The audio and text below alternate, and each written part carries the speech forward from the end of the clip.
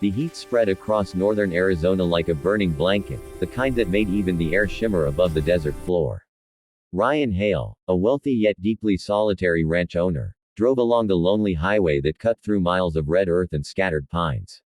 He wasn't expecting anything unusual. His days were predictable, quiet, and mostly lived in silence. But as he approached a bend in the road, something small caught his eye, so out of place against the endless stretch of dust and heat that he instinctively eased his truck to a stop, his heartbeat rising with curiosity and concern. He squinted through the heat haze until the shape became clearer, a tiny figure curled beneath the thin shade of a dying mesquite tree. Ryan stepped out of the truck, the desert sun punching against his skin as he hurried toward the child. Each step brought a surge of dread. When he finally knelt beside her, the sight struck him like a blow. The girl was painfully thin, her dark hair tangled, her cheeks sunken from exhaustion. Dust covered her clothes, and in her fragile hands she held a carved wooden eagle as if it were the only thing keeping her alive. Ryan spoke softly, lowering his voice so he wouldn't startle her. "Hey, can you hear me?" The child stirred weakly, her eyes opening just enough to reveal fear laced with emptiness. She didn't pull away. She didn't have the strength. Ryan felt something shift inside him, something between protectiveness and guilt. He wrapped his jacket around her shaking body and lifted her gently into his arms. She weighed almost nothing. Without wasting another second, he carried her to the truck and sped back toward his ranch, hoping he wasn't already too late. At the ranch, Ryan acted with the urgency of a man who rarely dealt with emergencies but suddenly had no choice. He made her a bed in the guest room with soft blankets, warm broth on the stove, and kept checking her breathing like a nervous father. The girl barely ate, barely moved. Her silence filled the house with an unsettling stillness. Ryan contacted local authorities, tribal police, and every missing child hotline he could find, but no one matched her description. No one reported a young Apache girl missing in the last week. The answers he sought never came, only more questions. During the first night, the girl would occasionally wake, trembling as if from distant nightmares. Ryan sat near her door, listening for any sign she needed him. When he tried speaking to her, she would only stare at him with big, unreadable eyes, clutching the wooden eagle tighter each time. On the second day, she whispered a single word, so soft he almost missed it. Home. It wasn't just a request. It was a plea from somewhere deep inside her, filled with longing, fear, and something else Ryan couldn't quite name. That one fragile word echoed inside his mind long after she fell asleep again. As hours turned into days, a strange bond grew between them, not through conversation, but through the quiet moments they shared. Ryan would place a bowl of soup beside her, and she would look at him as if trying to decide whether he was a threat or a guardian. He spoke to her gently, telling her small stories about his horses and the ranch, hoping familiarity would ease her fear. Every now and then, she would watch him with a flicker of recognition, as if he reminded her of someone she once trusted. But whenever he asked who she was or where she came from, she fell silent. By the third evening, the atmosphere in the house had shifted. Ryan could sense something was wrong, something beyond hunger or exhaustion. The girl seemed aware of something he couldn't see, as if she was listening for footsteps that never came or watching shadows that weren't there. She paced the room, softly, gripping her wooden eagle like a shield. Ryan felt the pressure building, a tight feeling in his chest that told him the peace of the ranch was only temporary. He couldn't shake the impression that someone, somewhere, was searching desperately for her, or that someone dangerous might be chasing her. When dawn arrived on the fourth morning, the first rays of sunlight spilled across the ranch's long dirt driveway. Ryan walked into the kitchen to prepare breakfast for the girl, still thinking about what more he could do to identify her. He had barely cracked an egg when a sudden, thunderous knock hit the front door. Bam! Bam! Bam! The sound vibrated through the walls, so loud that the girl, who had crept quietly into the hallway, froze in terror. Ryan wiped his hands, heart pounding, and stepped toward the door, each knock growing heavier, more urgent, as if someone's life depended on it.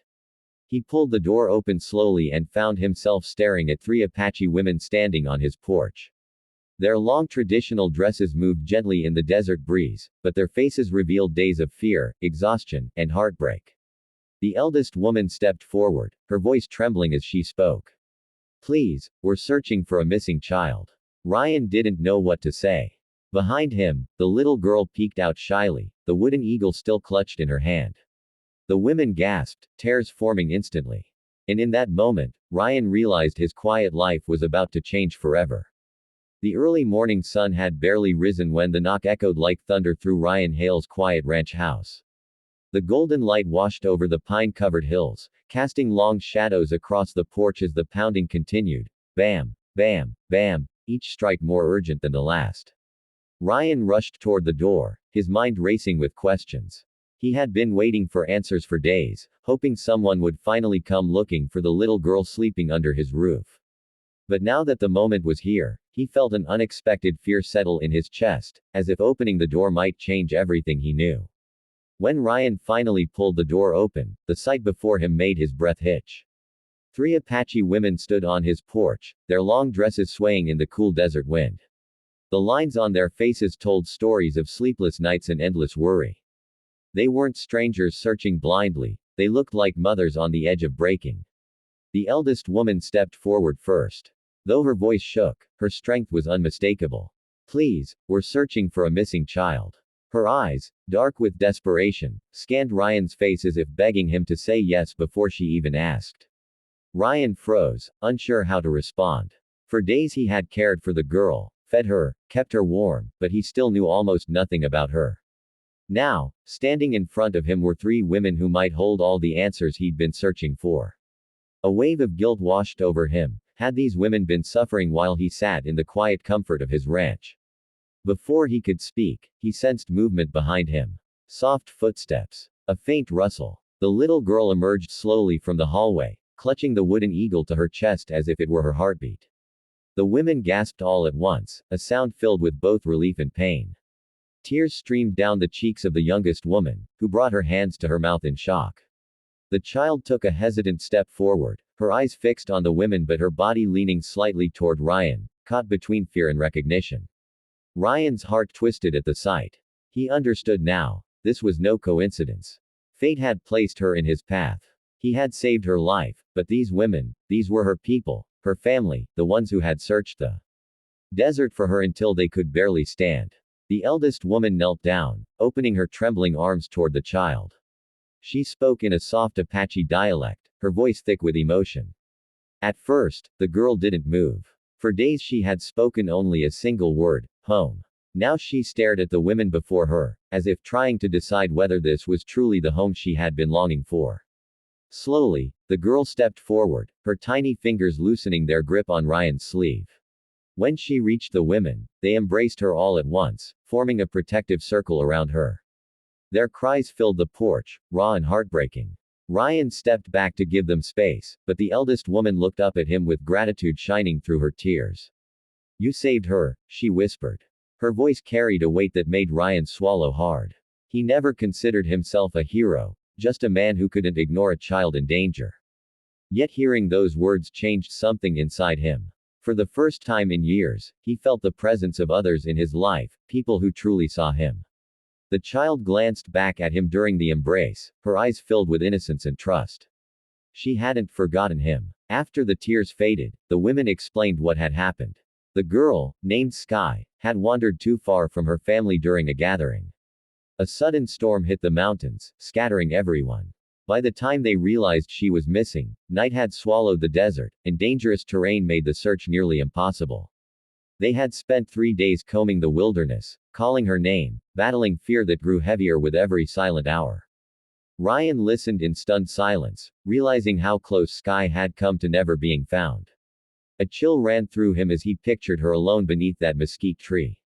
As the women prepared to take Sky home, the little girl tugged at Ryan's hand one last time. She pressed the wooden eagle into his palm, a gift, a goodbye, a promise. Ryan felt his throat tighten as she returned to her family, her fingers slipping away from his. The women thanked him again, telling him their door, and their hearts, would always be open to him. As Ryan stood on the porch watching them walk down the dusty path, he realized this was more than a reunion. It was the beginning of something none of them expected, a connection that would change all their lives forever.